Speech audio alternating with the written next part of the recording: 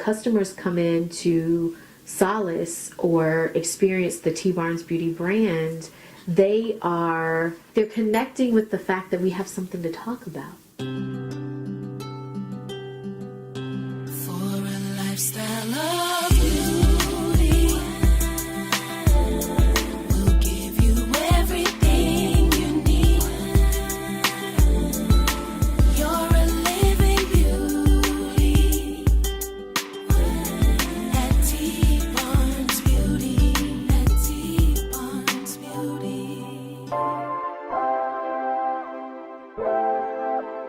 Hello, welcome to Living Beauty. Today we are in Norwalk, Connecticut with John and Jermaine of Culture Designs. Peace. Welcome, gentlemen. Peace. How are you? Peace. So, tell me, what do you guys do? What's Culture Designs? Well, Culture Designs is one aspect of many companies that we have, but it's actually our clothing label.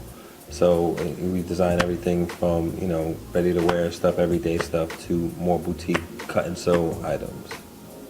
Okay.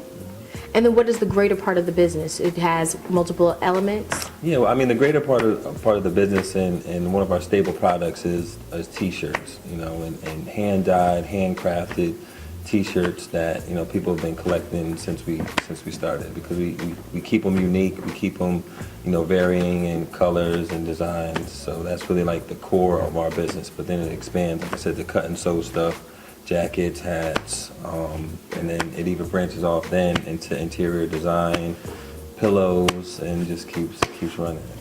So y'all are in Connecticut, because one of the things, this show is all about living a lifestyle of beauty, and everyone always asks, why do you live in Connecticut? I'm in Brooklyn or somewhere, and I'm like, because I like to live nice, I like peace. Yeah.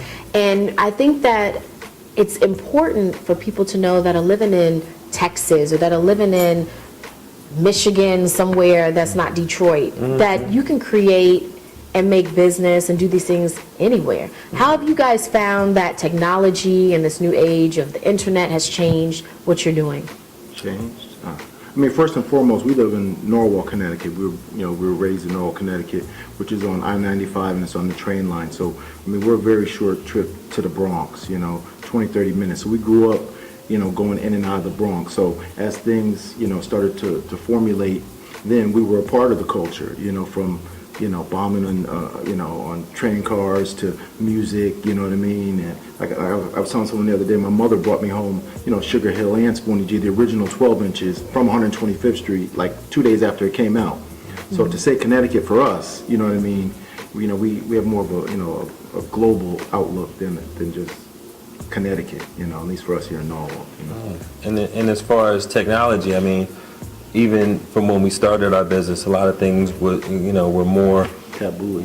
Or just hand to hand. You need to have, handle your business in a lot of different ways. To whereas in the internet has just opened up the globe to us. Whereas we evolved from selling stuff out of the trunks of our cars, to really being in the streets, to having our own stores, and then wholesaling to other places. But the main connect was, directly finding buyers, to buy your product. But now, with the internet, the world is open to you.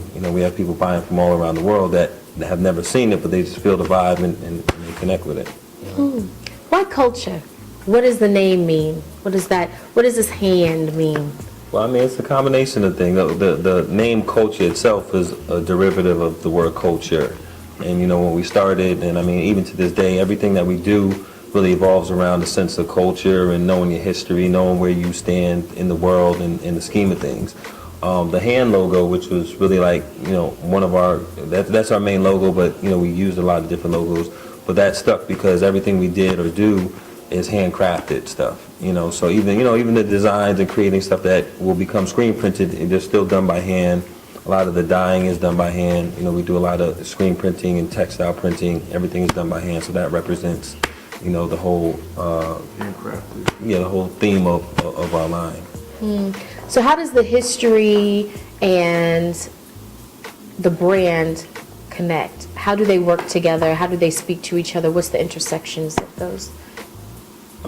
Everything we do has a sense of history or connectiveness to our past. So the brand, I feel, I design and do a lot of different things for other companies and, even other lines, but with this brand under this umbrella, I wanted to have, a sense of culture and a sense of history that hopefully, I hope will last beyond the years that, the brand is around. Hopefully the brand can be passed on to our children and they can carry on that history and the vibe of what we do.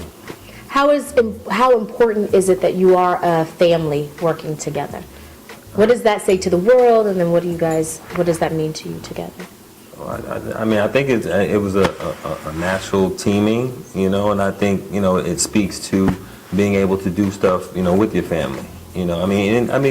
Family could be, extended family or just having a bond with people that you can grow and go through highs and lows with, and I think, a lot of times the business is difficult to do even with, with family or even partners, but I think it's just going through the whole scheme of things and making it work. So you're a DJ, you do multiple things. Let's talk about lifestyle. People are often asking, and what I hope this show speaks to, is that you can create your life. You can create it however you want it to look. Yeah. How have you guys done that? Well, Either way. Like I said, going back to, where we came from. Like I said, I think we're just an extension of some of the things that came out of the late 80s and early 90s that we were a part of, and then and some things that we weren't, some things that we experienced, So, I think those things those flow through what we're doing, our past, And to add on to that, everything that we do, just going back to, the products, being that you create material things and you put them out into the universe, it's a reflection of, how you feel and the life you live. So we're constantly, putting the messages out there as far as, education, consciousness, healthy living, just everything that creates what you do in your lifestyle, So what is this lifestyle? How does it work? What do you do every day? When you get up in the morning, what's your routine? What's your week like? What's your year like? So like I was saying, my lifestyle and how I, choose to live my life and everyday things that I do are reflected in the work that we produce. So whether it's, me being a vegetarian, me, practicing my art, me, still going to the library and taking out books and actually like reading books that then, go into the things that I produce.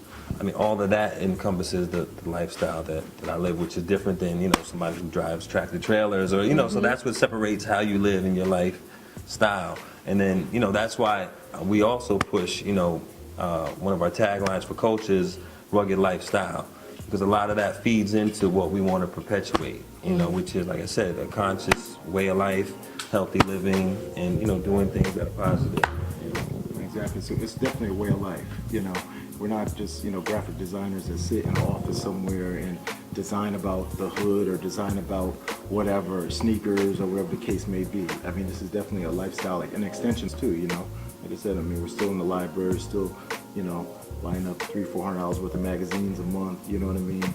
Really just, keeping our ears to the street. About that continuing, the lifestyle through your future generations, and also a lot of that plays into the decisions we make, even with our brand. A lot of stuff we could be doing just putting out nonsense just to make a quick buck, you know what I'm saying? But in my mind, I think in our collective minds, we're thinking long term. We're thinking of actually creating a brand that people will respect 20, 30 years from now, that our kids can then carry on and create a future for themselves. What's freedom?